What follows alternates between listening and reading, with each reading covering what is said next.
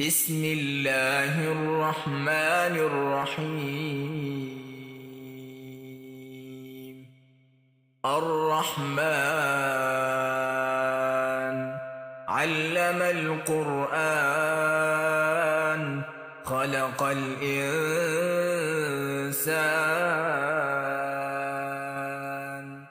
علمه البيان الشمس والقمر بحسبان والنجم والشجر يسجدان والسماء رفعها ووضع الميزان ألا تطغوا في الميزان وأقيموا الوزن بالقسط ولا تخسروا الميزان والأرض وضعها للأنام فيها فاكهة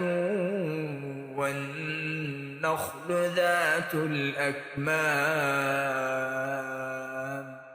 والحب ذو العصف والريحان فبأي آلاء ربكما تكذبان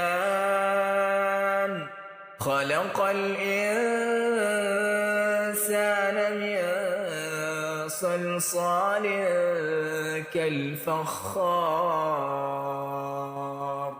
وخلق الجان من مارج من نار فبأي آلاء ربكما تكذبان رب المشرقين ورب المغربين فبأي آلاء ربكما تكذبان مرج البحرين يلتقيان بينهما برزخ لا يبغيان فبأي آلاء ربكما تكذبان يخرج منهما اللؤلؤ والمرجان فبأي آلاء ربكما تكذبان وله الجوار